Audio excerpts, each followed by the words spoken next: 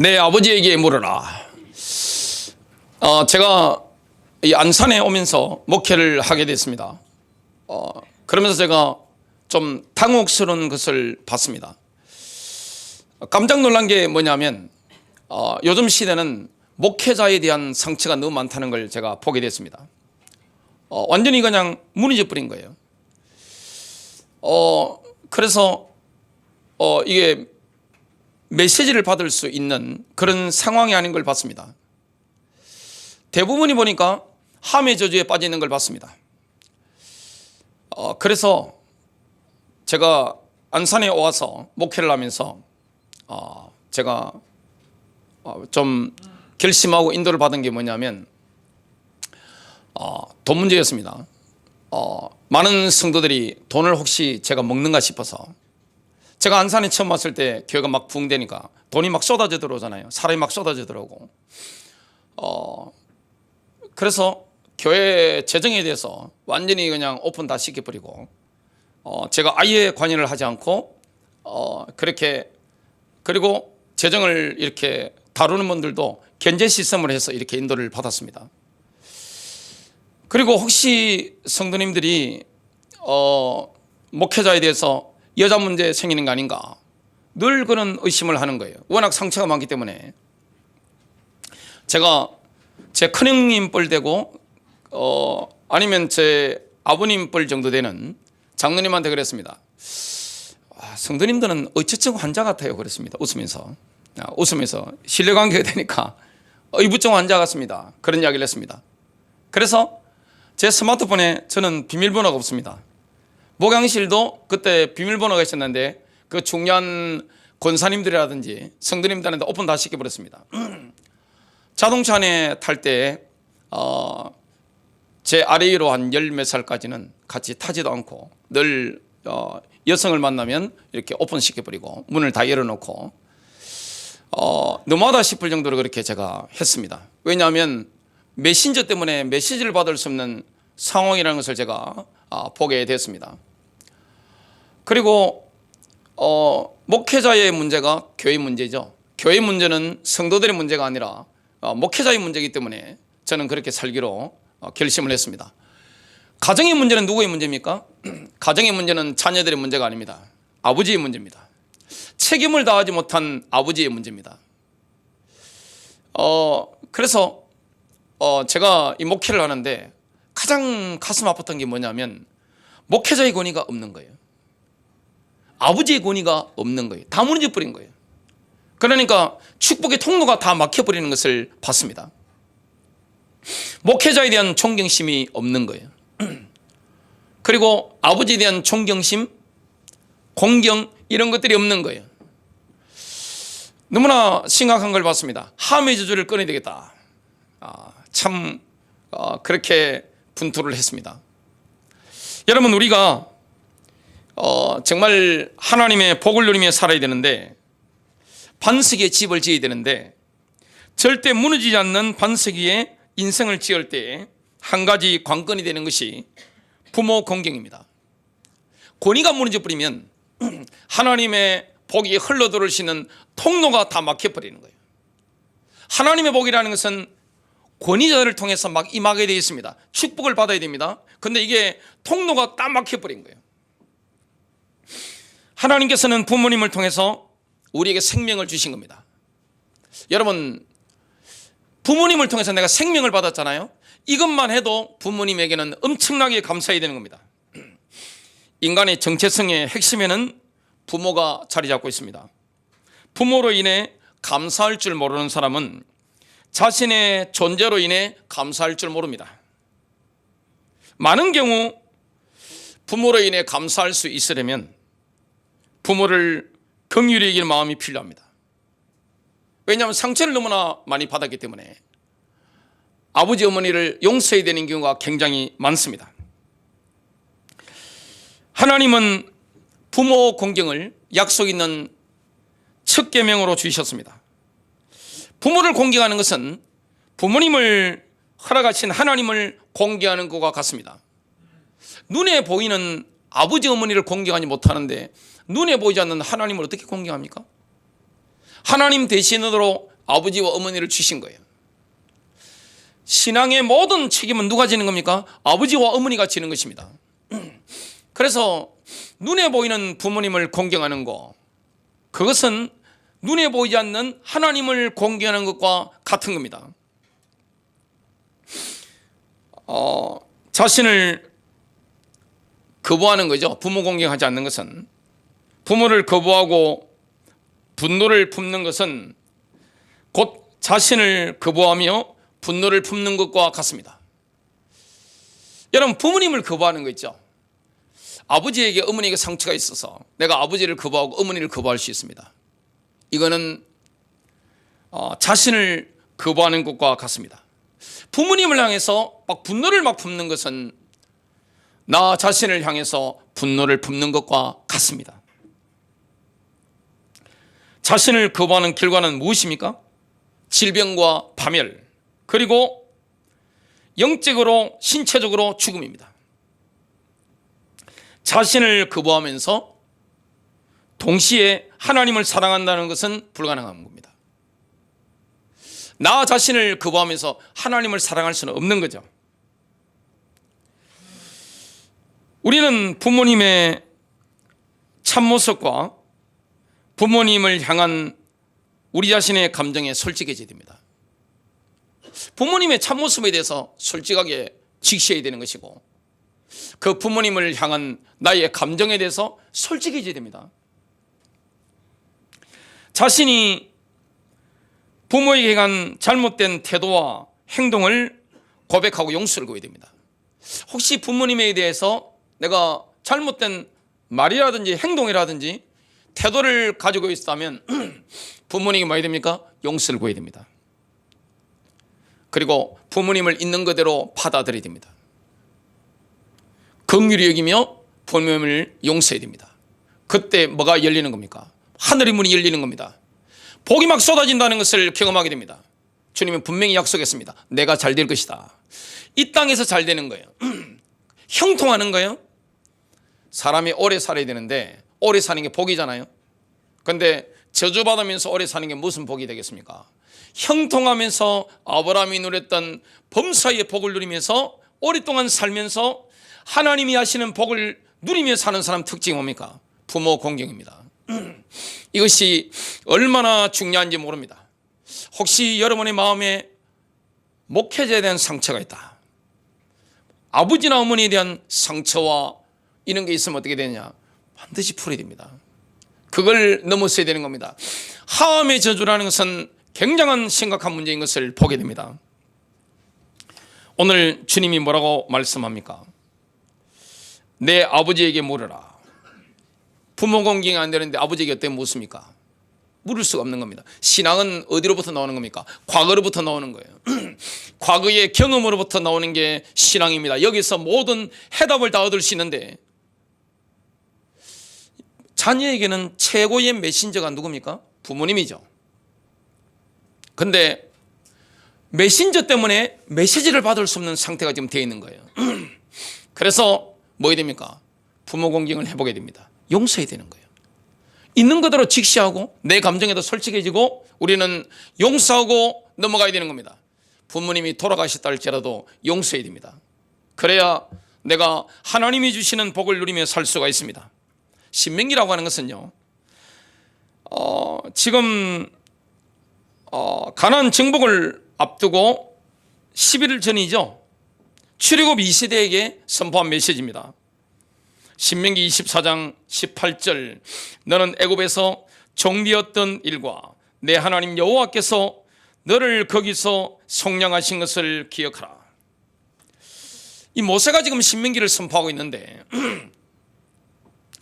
출애굽 2세대가 듣기만 붙잡기만 하면 승리할 수 있는 매뉴얼을 제시합니다.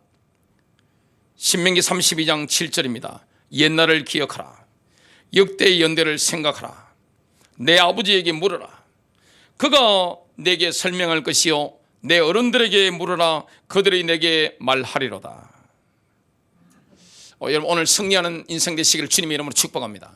첫 번째입니다. 옛날을 기억하라. 아득한 옛날을 회상하여 보아라. 아득한 옛날을 회상해 보라. 아담과 하와가 타락했을 때 하나님이 가죽옷을 지어 입히셨습니다. 창세기 3장 21절, 여호와 하나님이 아담과 그의 아내를 위하여 가죽옷을 지어 입히시니라. 우리의 의가 되시는 예수 그리스도. 하나님은요, 인간이 실패할 때마다 즉각적으로 해답을 주신 겁니다. 우리의 의가 되시는 예수 그리스도.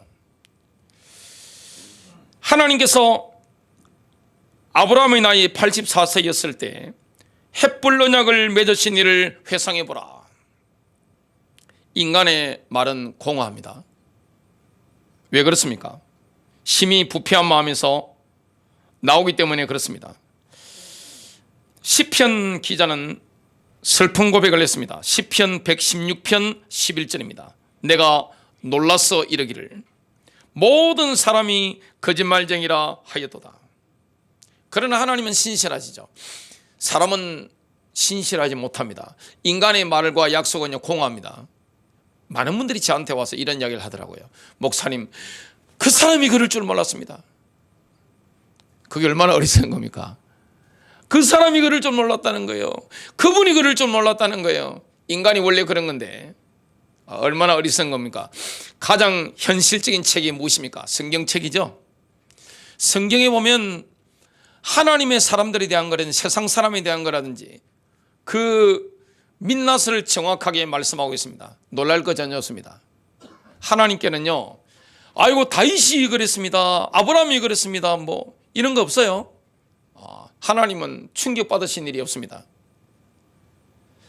인간은 간사하죠. 인간의 마음이 얼마나 간사합니까? 조속으로 바뀝니다. 아침의 결심과 저녁의 결심이 바뀌는 거예요.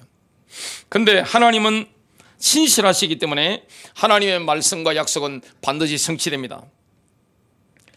하나님은 아브라함과 언약을 체결하실 때 쪼갠 고개 사이로 홀로 지나가신 겁니다. 횃불이 지나간 겁니다.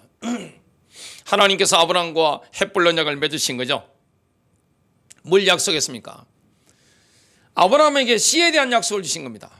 내 씨로 말미암아 아들에 대한 약속. 그리고 가나안 땅을 이렇게 지적도를 그려주신 거죠. 이 정도 이렇게 동서남북을 이렇게 너와 내 씨에게 줄 것이다. 약속의 땅을 정확하게 세팅해 주신 겁니다. 이걸 기억하라. 하나님께서는 메시아를 시간 속에 계시하셨습니다. 이 사실을 기억하라.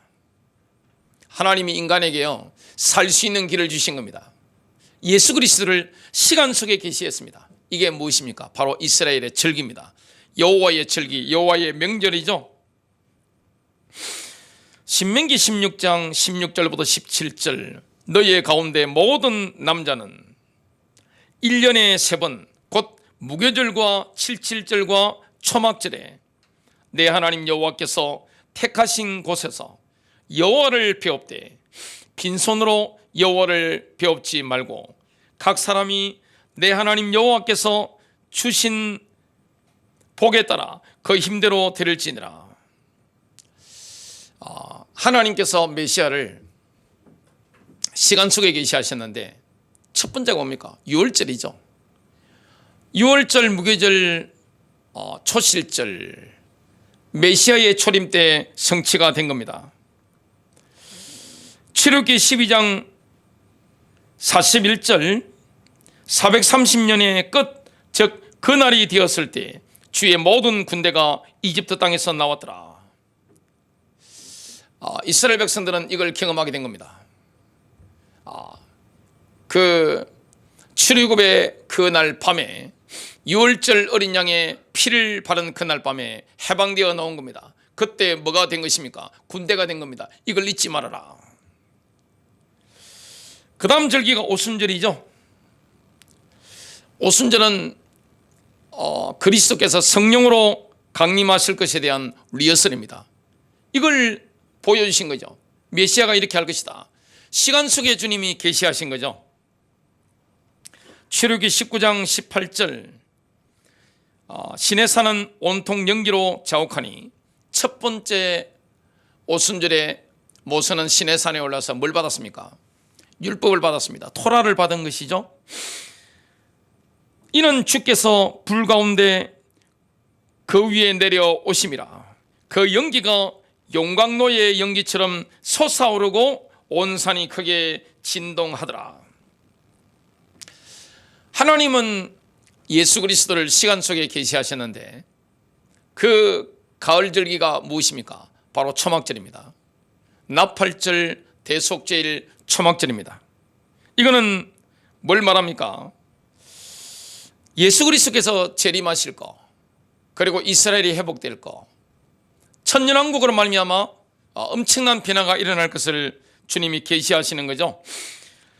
레위기 23장 42절부터 43절입니다. 너희는 7일 동안 초막절에 거하되 태어난 이스라엘인들 모두 초막에 거할지니 이는 내가 이집트 땅에서 이스라엘 자손을 데리고 나올 때 그들을 초막에 거하게 하였음을 너희 후대로 알게 하려 함이니라. 참 인간은 얼마나 간사한지 모릅니다. 인간은 진리를 추구하기가 굉장히 힘들어요.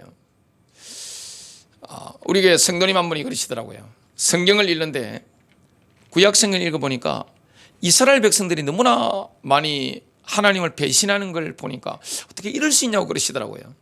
그게 인간의 본성입니다. 인간은요, 출애굽을 이렇게 경험하고도 뭐합니까? 하나님을 원망합니다. 그리고 지도자 모세를 원망했습니다. 광야 40년 동안 다 죽었습니다. 이게 바로 인간입니다. 실패할 수밖에 없는 인간입니다. 신앙이요, 1대, 2대, 3대 내려가면서 좋아지면 얼마나 좋겠습니까? 그런 경우는 거의 없습니다. 역사를 한번 보세요. 저한테 역사를 한번 가져오시기 바랍니다. 성경에 그런 일이 있습니까? 교회사에 그런 일이 있던가요? 1대, 2대, 3대 내려가면서 신앙이 좋아지는 경우, 이 굴곡이 있죠? 거의 없습니다. 1대 뭐합니까? 생명 걸고 신앙을 가집니다. 많은 체험들이 있습니다. 2, 3대 내려가면서 어떻게 됩니까? 경험이 없잖아요. 그냥 지식으로 알잖아요. 예수 그리스도에 대해서 체험으로 가슴으로 알아야 되는데 지식으로 알고 있잖아요. 종교로 알고 있잖아요. 그거 안 믿어지는 겁니다. 그러니까 얼마나 이렇게 신앙이 약화되고 세속화되고 이렇게 떠나가죠. 교회사에 보면 성경도 마찬가지입니다만은 어떤 목사가 일어나서 순수하게 시작하면 한 세대는 성령으로 인도를 받습니다. 복음의 본질 따라갑니다. 그 목사가 살아있을 동안에는. 그런데 그 목사가 은퇴를 나거나 물러나면 뭐가 남습니까? 기념비가 남습니다. 사람들도 많이 남습니다. 엄청난 재정도 남아있습니다. 그런데 뭐는 없습니까? 성령님만 떠나가는 겁니다. 안 그런 역사가 있습니까? 안 그런 교회가 어디 있습니까? 안 그런 집안이 어디 있습니까? 안 그런 나라가 어디 있습니까? 그래서 어려움을 당했을 때는 어디로 돌아가야 되느냐? 지금은 홍수 시대죠. 홍수가 났기 때문에 마실 물이 없습니다. 많은 분들이 저한테 이야기를 합니다. 교회를 좀 소개시켜 주십시오. 뭐 부산이라든지 뭐 이런데 하는데, 그리고 믿을 목사를 좀 소개시켜 주십시오. 참 굉장히 난해하고 어려운 질문을 저한테 하는 겁니다. 신앙이라고 하는 것은 경험을 통해 나오는 것인데, 체험을 통해 나오는 것인데 굉장히 어려운 시대죠. 마실 물이 없습니다. 여러분, 지금 성경이 얼마나 많습니까? 제가 보는 성경, 설교 그 준비할 때 보는 성경이 개역 개정, 개역 한글, 또 킹제임스 버전 2가지, 유대인 신약 성경, 공동번역 성경, 현대인의 성경, 현대어 성경, 표준 세번역 성경부터 해가지고 헬라 성경, 히브리어 성경, 어마어마합니다. 유튜브 들어가 보세요. 얼마나 많은 목사들의 설교가 있습니까? 마실 물이 없는 거예요. 그냥 신선한 거는 좋은데 신앙의 본질을 추구하기 굉장히 어려운 겁니다. 이런 시대에 우리는 내가 어려움을 당했을 때 어디로 돌아가야 됩니까? 저와 여러분이 돌아가야 될 때가 어디입니까? 아득한 옛날을 회상해 보는 겁니다. 그때 붙잡았던 예수 그리스도의 복음, 피의 복음, 이 복음을 붙잡아라, 이 말씀을 하고 있는 겁니다. 큰 두 번째입니다. 역대의 연대를 생각하라. 선조 대도로 지나온 세월을 더듬어 보아라. 신앙이라는 것은 조상적부터 내려오는 그 경험을 통해서 내려오게 되는 겁니다. 근데 내려오다 보면요, 맥이 탁탁 끊어지는 것을 보게 됩니다. 뭐 1대, 2대, 3대, 4대 내려가면서 10대 내려가면서 신앙 좋아지고 그런 경우는 없어요. 저한테 보시기 바랍니다.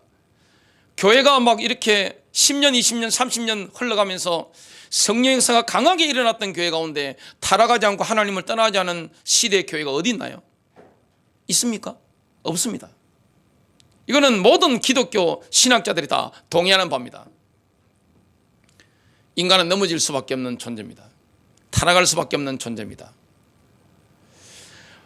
신앙의 궤도에서 이탈할 수밖에 없는 연약한 재성을 가지고 있는 겁니다. 그 때문에 실패했을 때는 어디로 돌아가야 되느냐? 아득한 옛날입니다. 옛날 그 시대 선조들이 경험했던 복음으로 되돌아가라, 이 말씀을 하고 있는 겁니다. 아담 시대의 특징이 뭡니까? 하나님께서 아담과 하와가 타락한 순간에 곧바로 창세기 3장 15절에 언약을 주신 겁니다.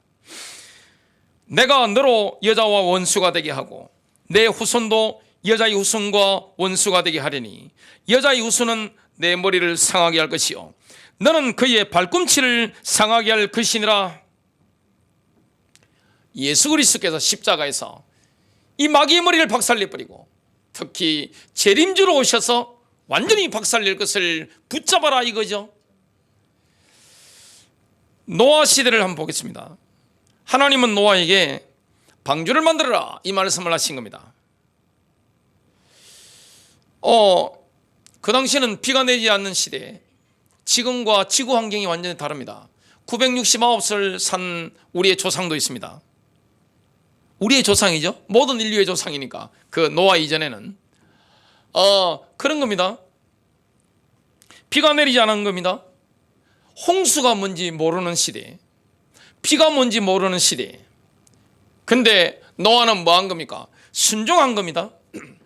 여러분, 하나님이 말씀하실 때 내가 이해할 수 없다 할지라도 순종해야 될 줄로 믿습니다. 창세기 6장 22절입니다. 노아가 그와 같이 하여 하나님이 자기에게 명하신 대로 다 준행하였더라. 준행을 의미하는 히브리어 아사는 먼저 행하면 나중에 그 이유와 목적을 알게 된다는 뜻입니다.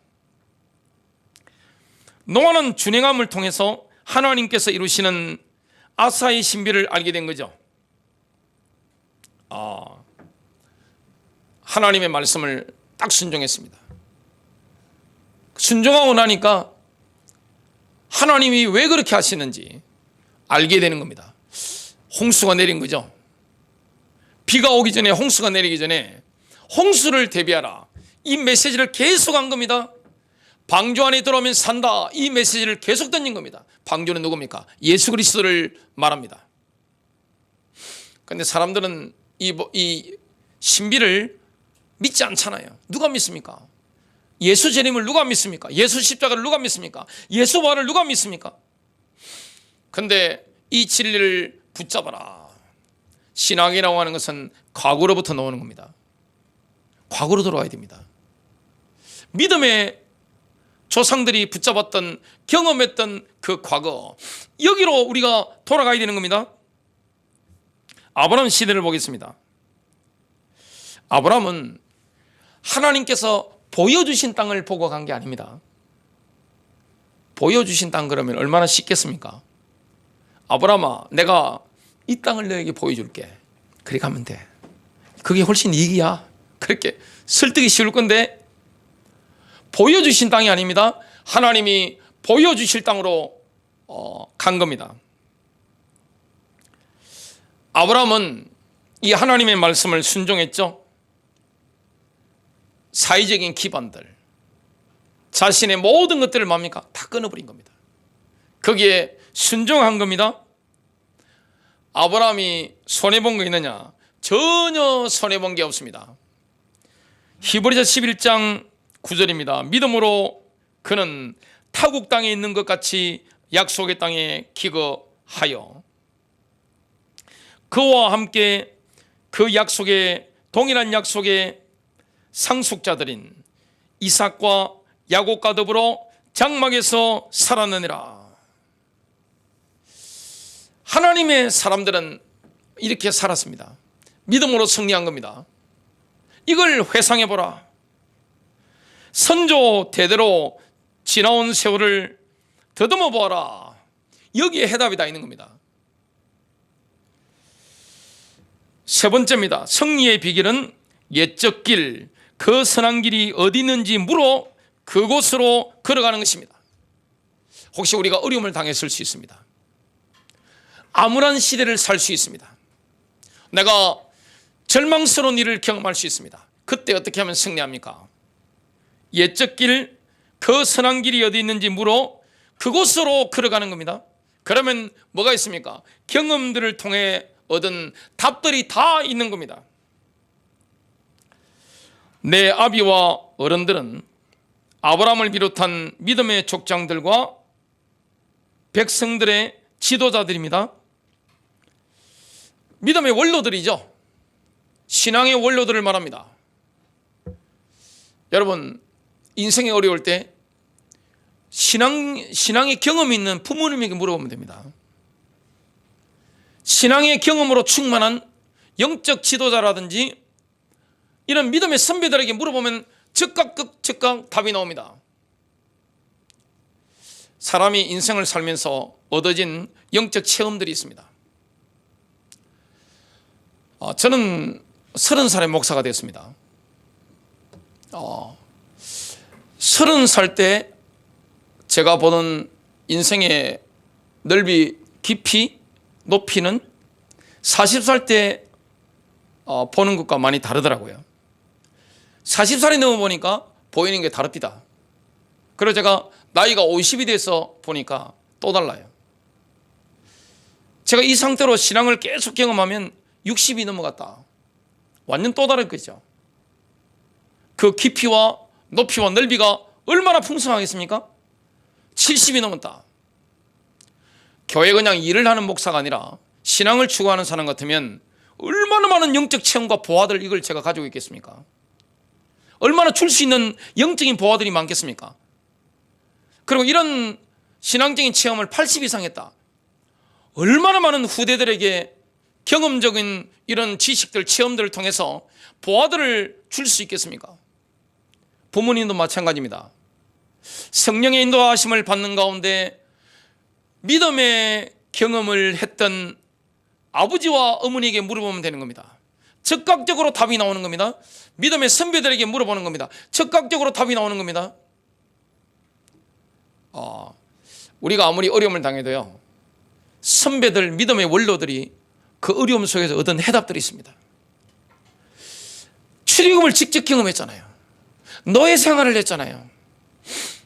저는 불신자로 어릴 때 살았습니다. 지옥을 경험했습니다.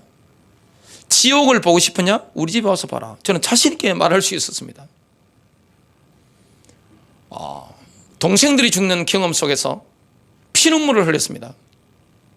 자식이 죽은 집에 절규하는 어머니의 소리, 아버지의 울음, 이걸 상경험으로 제가 경험했죠. 비가 내리면 어머니께서 아이고 우리 아들 비 맞는다 하면서 종이 나가신 거예요. 뭐 예수 믿는 것도 아니고 그냥 막 산으로 달려가시는 걸 제가 봤습니다. 우상숭배가 얼마나 무서운 것인지. 저는 제가 예수를 믿으면서 이 마귀를 향해서 적개심이 생기더라고요. 가라 마시도 시원치 않으면 마귀 새끼 하면서 제가 울면서 절규하면서 막 기도했던 거. 명절이 되면 그냥 집에 들어가지 못하고 2시간, 3시간, 5시간 동안 기도해야만 들어갔습니다. 너무너무 영적으로 어둡고 핍박이 심하니까 이 영적으로 버티시는 거 이거 뭐 어떻게 할 길이 없는 거예요. 5시간 동안 집에 들어가지 못하고 산속에 들어가거나 내과 가거나 가서 하나님께 울부짖고 제가 들어갔습니다.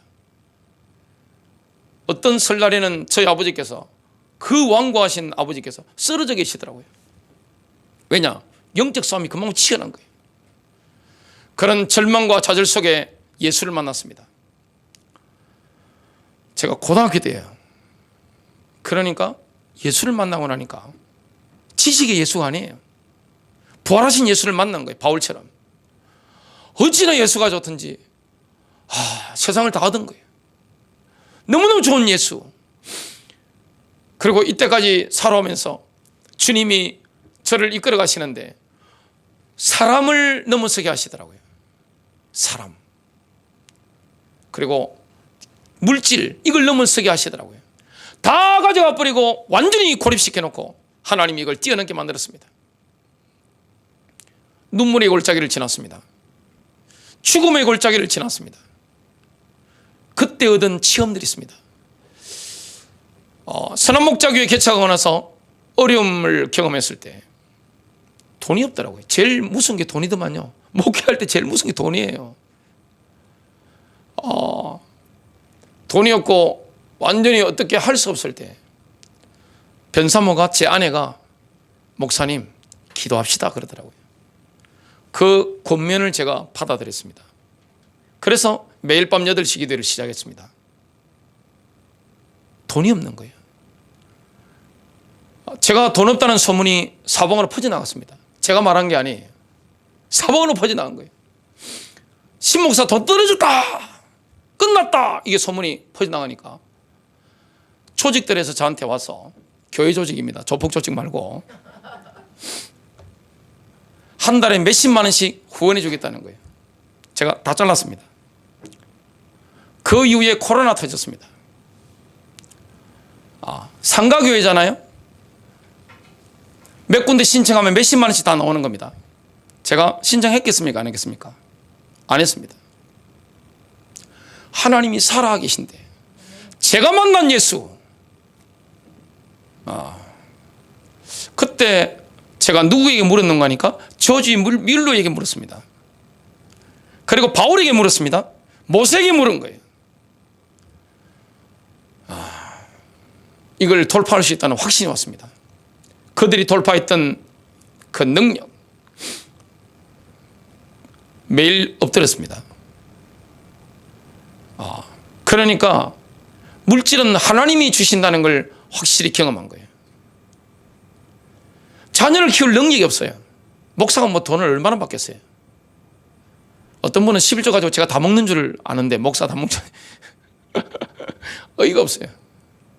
아마 그런 사례 가지고 자식 몇 명 키우고 가정 유지하려면 아마 우울증 걸리가 정신병원을 갈 분들 굉장히 많을 거예요.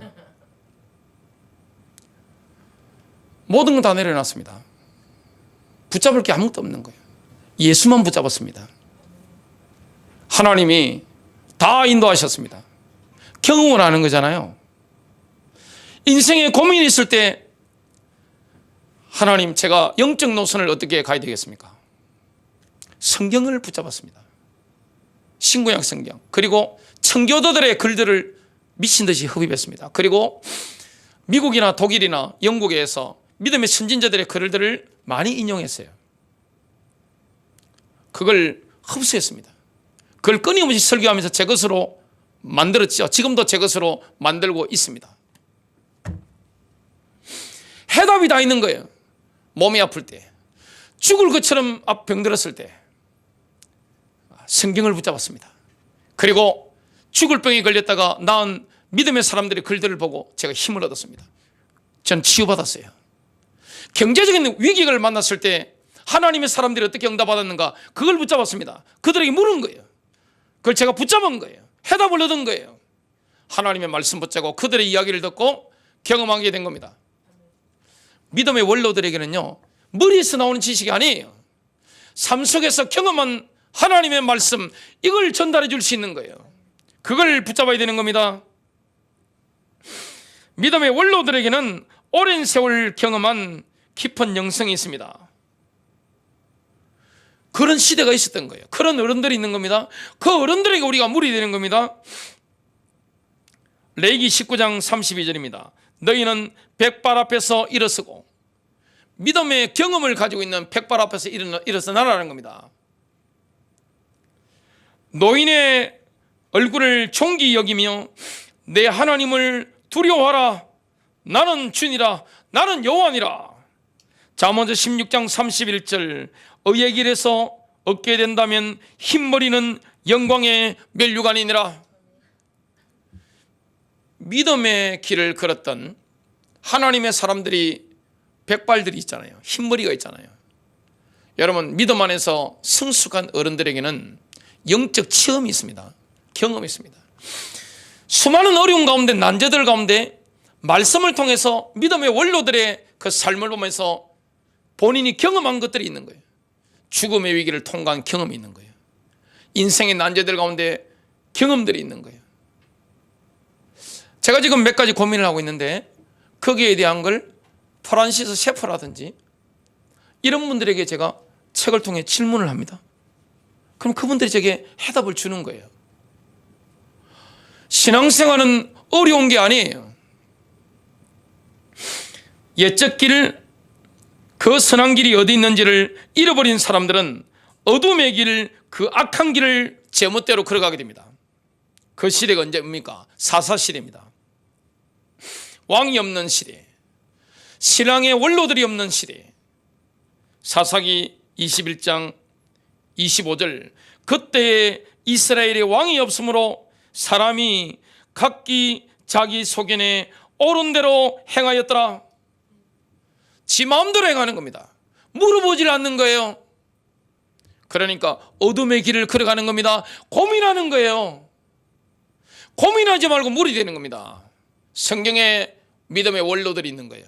경험자들이 있는 거예요. 현실 가운데 그런 경험들이 다 있는 거예요. 부부생활 경험, 자녀를 키울 때 경험한 것들, 목회할 때 경험했던 것들, 내가 뒤통수 맞을 때 어떻게 처신했던 것들, 이런 것들이 믿음의 원로들에게는 다 있는 겁니다. 이미 알고 있는 거예요. 경험적으로 알고 있는 겁니다. 해답을 말하면 간단간단히 나오는 거예요. 저하고 가장 많은 대화를 나누는 게 제 아내 다음으로 우리 막내딸이겠죠. 그러니까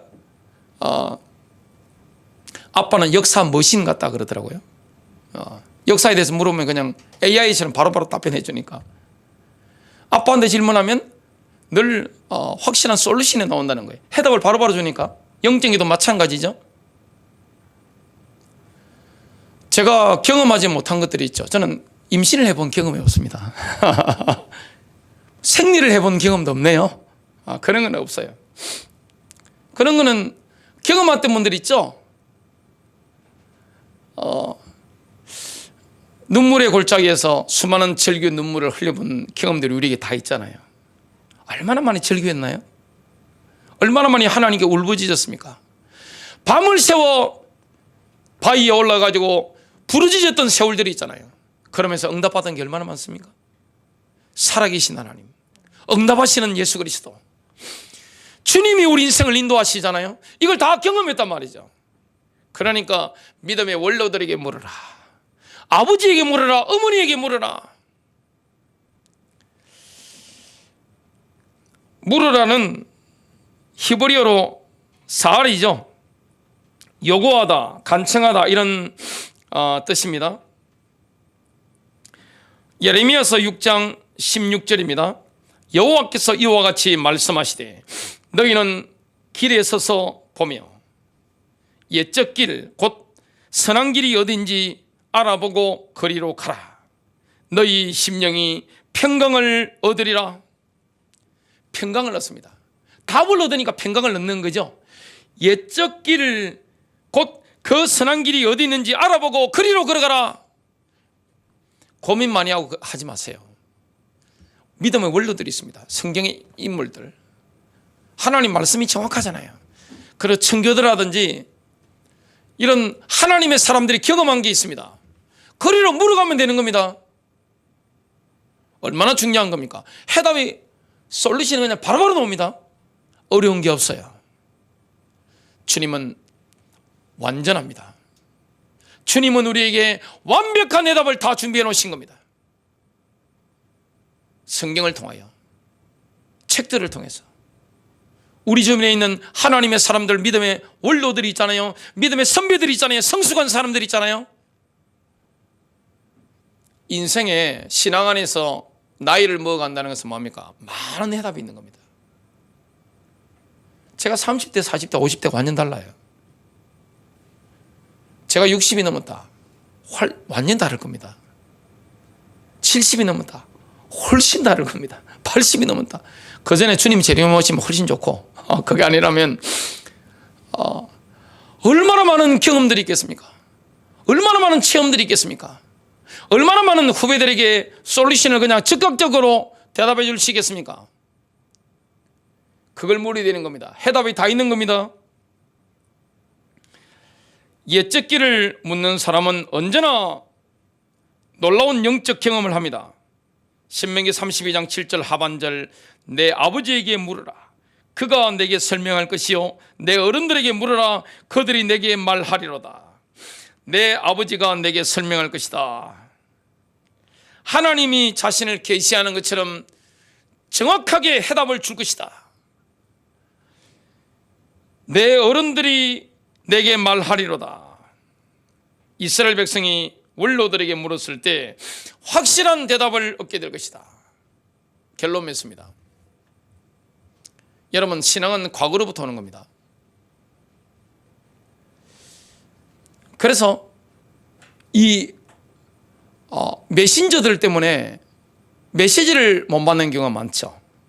목회자. 상처를 빨리 벗어나야 됩니다. 그리고 아버지와 어머니, 이런 왜곡된 관념 빨리 벗어나야 됩니다. 용서해야 돼요. 부모님을 용서해야 돼요. 아버지를 용서해야 되는 겁니다. 어머니를 용서해야 되는 겁니다. 우리는 우리의 감정에 솔직해져야 됩니다. 아니에요. 절대 치유 안 됩니다. 솔직해져야 돼요. 내가 아버지를 향한 감정이 뭔지 솔직해져야 되는 거예요. 긍휼히 여겨야 됩니다. 훌륭한 부모가 되는 게 얼마나 힘듭니까? 훌륭한 목사가 되는 게 얼마나 힘듭니까? 굉장히 어려운 거예요. 아무나 목사가 될 수 있고 아무나 아버지 어머니가 될 수 있지만 훌륭한 사람이 되는 것은 또 다른 문제죠. 그걸 용서해야 됩니다. 있는 그대로 받아주는 겁니다. 그리고 아버지나 어머니에게 내가 잘못된 말, 행동, 태도가 있었다면 용서를 구해야 됩니다. 화합하세요. 승리하시기를 주님의 이름으로 축복합니다.